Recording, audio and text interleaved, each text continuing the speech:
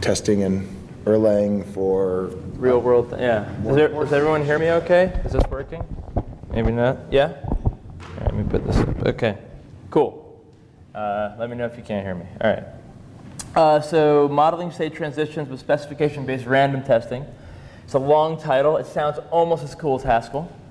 So that's a good start to it. So I'm Zishan Lakhani. I'm a software engineer at Bachelor Technologies who make Riak, which is a key-value NoSQL data store. I also am the founder and organizer of Papers We Love, which is a community of people from all over the world in a bunch of cities reading and talking about papers, bringing academia and industry together. Okay, so this quote here, it's really hard to explain that test infrastructure for distributed systems is actually a fantastically deep and cool problem. I don't see why this is an issue. At Basho, this is pretty common. We always think this way. And I say if someone's not interested in it or doesn't think it's important to them, you should just show them Bane, where if you're not testing your distributed systems, it would be extremely painful for you. And it will cause a lot of problems. So to get to the story of how we wrote this one specific quick check test, and my first one when I started at Basho, it was a little bit about Riak. Riak has a ring, basically a hash space. We use consistent hashing. And as a key gets written to this hash space, based on, it's actually a tuple with a bucket in this key. Based on this hash, we figure out which partition it goes into. When we have that partition, we can then replicate it over around the ring to a set number that's controlled by the user, actually, how many replicas they want. And the ring itself, though there are some differences, is influenced by the Dynamo KeyValueStore from Amazon, which is a great paper. So on each of these partitions, we also have a vnode, which is a finite state machine process responsible for managing the partition and handling requests that come through. I actually, for the most part, since I've been working on Riak, I've been working on the search component, which we call Riak Search. Whereas you'll see here, it's also called Yokozuna for the Japanese sumo wrestler. So we have this thing where for these buckets and these keys, and we have this other namespace bucket types, where you can say, I want to make sure that any keys that come in through Riak, any key values, will be stored to be searched by Solr. So we use distributed Solr. So we have an Erlang instance running Riak. We have a JVM instance on all these nodes. So the idea is that you write it into Riak normally and transparently. You get to query it later as you would with any Solr query. The distribution of Solr is actually pretty dumb. We actually do all of the controlling of how it's done and where we route things. But we basically use it to get the leucine factor from it. So you see here we have a curl at the top is basically how we do a generic search query. Solr itself uses document-based partitioning. And as these Riak objects, which have these keys, as they get written in, all the index entries for a given Riak object are co-located on the same physical machine.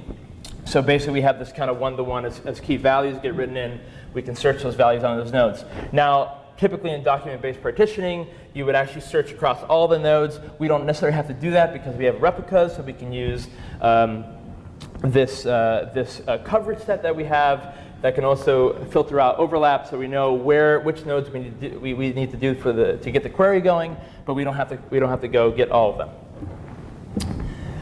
So this is a system, Riak itself and search that we have is a eventually consistent system.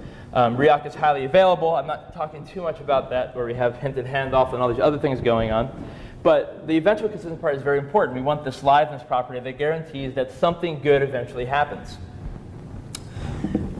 And Riak itself, and to a degree, the search engine that we've created for it, uses the idea of optimistic replication and resolution. We ensure that there's convergence, that we write to one of these partitions, that one of these nodes, it will be replicated across, where we don't check that during that time. We just we optimistically believe that it's going to happen, eventually consistent. Now, obviously there are things that happen. There are failures in the network. There are partition failures. So there are times when those replicas will be out of sync. So, there are mechanisms to repair these things, to have this exchange, and the entire term for them is anti-entropy. One such mechanism, a simple mechanism, a simpler mechanism, is the idea of read repair. I go in to read a value. 2 of my 3 replicas say it's this value, and that's the consistent value, but the 3rd replica is off. So in that read repair, as we're getting that value, we can also make sure we send a repair to fix the replica that's out of date. But what about cold data? What about data that you're not reading all the time? And where that comes in even more so is that now we have this search engine tagged on. We're not just getting one key. We have this larger search. Could be a fuzzy search that's going to go across many documents. I mean, you could do a search across all the nodes, star, star, colon, star. But what if a lot of the data is out of date? Your search queries are not going to look right. I mean, we're not going toward complete harvest here. But we want to have the idea that we can get pretty good results on those queries. So one option is you can read, repair all the keys, which doesn't sound very optimized. You have to go and read every single one. Now, when you read repair on the React side, the search side also gets repaired, but you want to do that for all the keys in your system. Now you imagine billions and billions of keys. So we have a thing that an anti-entropy mechanism that we created called active anti-entropy. It's a background process used to store, using and storing Immortelle trees to keep different divergent and missing data in sync. It's disk-based instead of other systems. We'll not name them. They have in-memory trees. So we're talking about billions of persistent keys. We build a tree once. We have ways, like for example, in the search engine that we expire those trees once a week. You can change this. But we expire them once a week so that we could have like fresh data kind of on an ongoing thing, but not have to build these all the time. And again, the real-time updates, and the whole point is as data comes in through our main put path, our main put hook, this anti-entropy mechanism is happening asynchronously, and it's not blocking the incoming write rate. So React Search itself iterates over entropy data containing this bucket type, bucket key, and hash. And then the trees always repair entries that remote missing key. What this means is that the search engine is always saying that the key value store is the most important thing. Keep track of the key value store. We're not comparing trees both ways. So I'm going to go a little bit how this whole tree system works, how AE works. We found this a bug actually in our search AE where we were losing data. And our biggest important thing, no matter what, performance sometimes could be lacking, but you cannot lose data. But we found this issue where we had our old legacy data before we had this concept of bucket types, these namespaces that I mentioned. We have this issue where when the React KV tree was being built, it didn't use this default legacy bucket type at all. It just removed it from the object. In the search engine, though, when it built the tree, we figured this out when we expired the tree, when it rebuilt after the end of the week, it would add this default bucket type. So actually, you would have different trees. And when they do the comparison, it would say it would compare and go, these two are actually just separate trees. So we were actually seeing results never coming back. So actually, we fixed this through lots of tracing and lots of hard work. But we did before we went into actually using a testing technique to do this. But we wanted to, after we had this working, make sure we have a way to always test issues like this coming in through our system. So Raquel trees are a complete binary tree with an n-bit value associated with each node. I think this image is pretty good. It's a little bright. But a Raquel tree has this idea where you have these leaves or these data blocks, and then each node above is just a hash of the leaves below it. So it hashes all the way to the root. And then in a better example, I actually did some drawings. So you can imagine this is one tree. This is specific to how we do things with AE and React. So we have the root hash, we have the hash of hashes, we have the segment hashes, and then we have these leaves, these segments that are key hash pairs. They're sparse sorted lists. So we start with the empty one there, and then we have insertions that come in. So when key values are written into the tree, we mark them as dirty. So they're inserted, but we haven't updated the entire tree yet. So we mark them as dirty first, and then after a set kind of batched, when we're batched with enough of these, we will update the hashes in one go, kind of like a commit. You could look at it like a git commit. We actually committed now. We added a bunch of things, then we committed it, and that goes all the way to the top. Now, if we're comparing two different trees, like in this case here, which you can imagine this is one is our key value tree and one is our search tree, we see there's a difference at the top. So we're actually going to start iterating through and comparing. But we only have to go through that one side that has those changes. We don't have to compare the entire tree. This is obviously Immortelle Trees are used in cryptography and a lot of other things for this kind of work. They're pretty great, and they really helped us a lot. So, when we were going into testing this idea, and testing, I'm giving you a set of basic operations. We've iterated since, but a couple years ago at Clojure West 2012, I had seen John Hughes speak about Quick Check, and I was really floored by how amazing it was. At my old job, I went in and started just writing Quick Check tests. They really didn't like that I spent more time writing tests than writing code that was probably not going to work in production. But I was pretty amazed by it, and going to Basho, we get to actually work closer. And the one thing, the original paper was a Haskell paper. The Erlang Quick Check is a real winner, though you should talk to QVic if you want a license.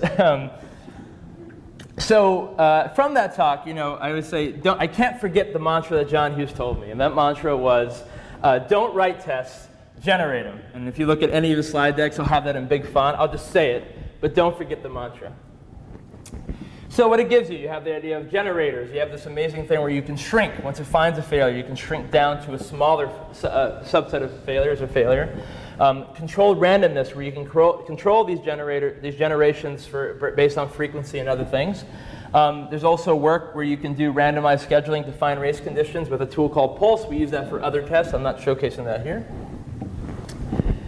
Just to give an example of how cool shrinking is, this was the big thing for me when I saw Quick Check. A simple example where I have my bad is member. So I'm just checking if this element is a member of a set, but I'm doing really something stupid here. I'm making the range of my check really, really small here. I'm cutting my list, which you would never do. But my generations are going to be much longer. So you get this great kind of output where you see everything, and then you see the last is member there is this longer set where it says false, where it failed this post condition. And then here on the bottom in the red, you can see I have a smaller subset. It's a very simple example, but as you get into larger and larger sets of data and larger systems, this becomes super helpful, and you can kind of write Quick Check tests and iterate through. I kind of look at it, I go back and forth sometimes, they're right. Okay, so getting back to, we were basically testing these operations for active anti-entropy and how it works related to our search tree and our key value tree.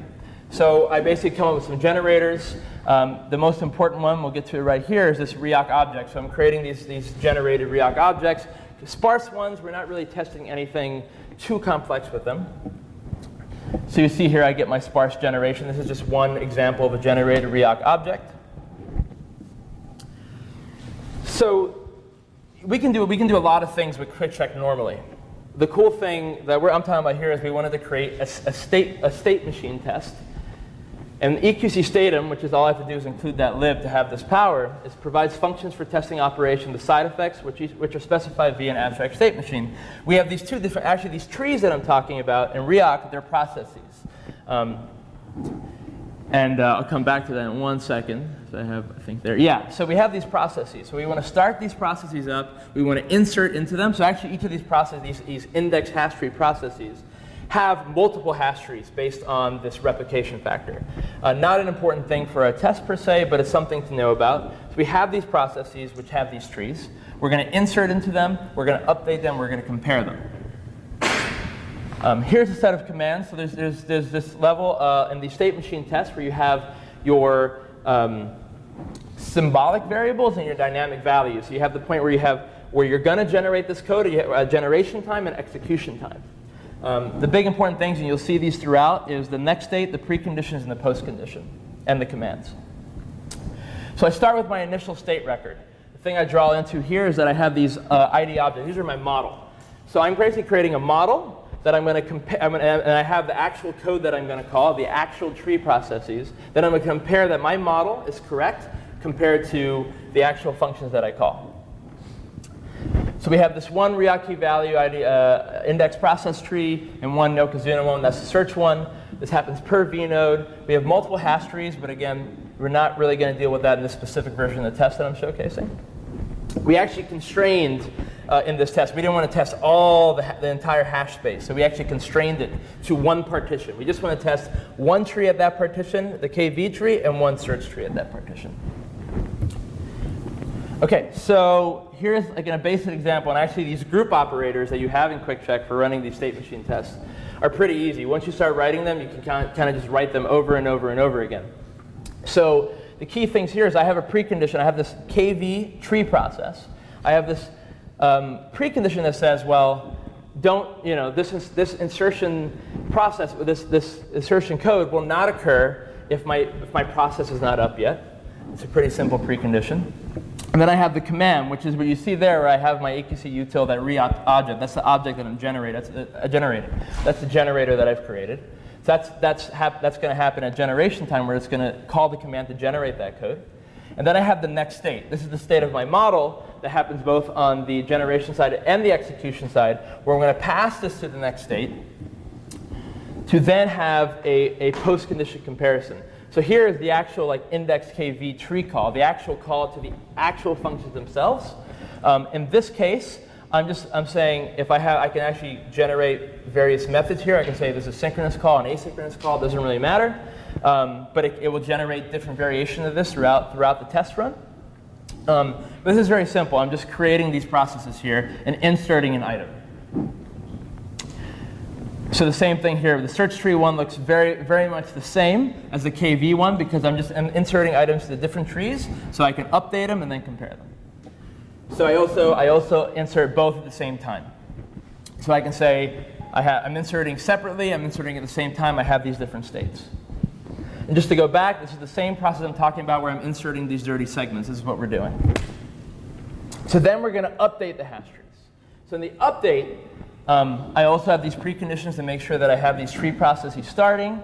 I have my command where I have these states. And I have my next, which is really simple here. And then I have my actual update call and my post call. My post call says here that the model, the KV count, and the real KV count should also equal the YZ and the real YZ count. What this is saying here is that when I make this update, my model values should equal what they should actually equal in the tree themselves. Same thing for this search tree. And when I compare both trees, they should have updated the same amount of items. I'm testing to make sure that they both get the items. There's no divergence between them. Basically in this state right here. Now I've updated them separately. And then this is the main operation for this, where we're comparing the trees. So I can't compare the trees until that snapshot has occurred, until all the hashes have been updated iteratively. So that's what that precondition says, that the trees must be updated. It will not run this state until the trees have been updated. So then we actually go through, there's a lot of extra other stuff that I'm kind of glossing over here, where we're dealing with reproducing how we do this comparison of trees. I pulled some of these codes, some of these anonymous functions actually, and this accumulator on the bottom from the actual code source as well to test this test. But the key here is that in AE, when we're talking about we have these two trees, if there is divergence, I have to repair. The search tree will have to repair from the key value tree. Because if anything's missing from the search tree, missing from the key value tree in the search tree, then that's a major problem. Then people are going to get searches that don't seem to be consistent. So here I have this repair call where actually in the real code base, I would actually do some side effects to actually do repair, but instead I'm just doing a counter. And then I have my final comparison at the end, which is the actual compare itself, which again, if you look at the two trees here.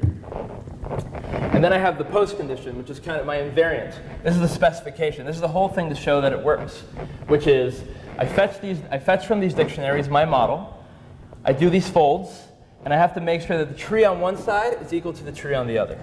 If that works, which I'll get to that in a second, which I will tell you, it does work.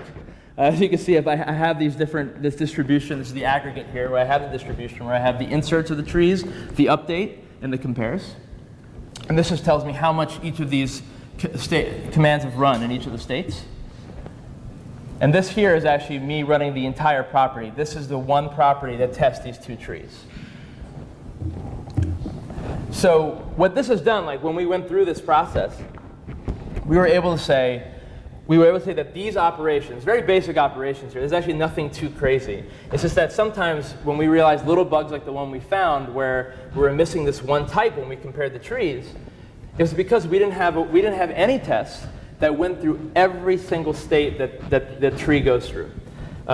It's pretty simple to write. We actually, the more I'm writing quick check tests like for everything instead of writing, sometimes skipping integration tests to just write quick check tests. But the point is that sometimes it's really great to understand the set of operations that you're dealing with, and through quick check, we were able to test this whole idea of like how the trees work themselves. So the tree comparison works themselves. So that's all I got.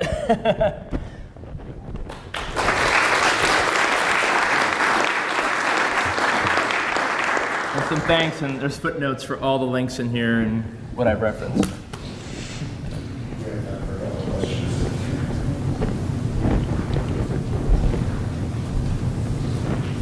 When you are running your quick check tests, are you also using something like a chaos monkey to shut down the nodes of the cluster? So not like in this test per se, but we use Pulse, which you can do, which we've had other people at Basho have done to kind of change how the scheduler might work to test when the thing's going down to do that. So you can, in quick check, you can definitely model something like Chaos Monkey. Obviously, John is here, but there's a lot of good documentation out there for it.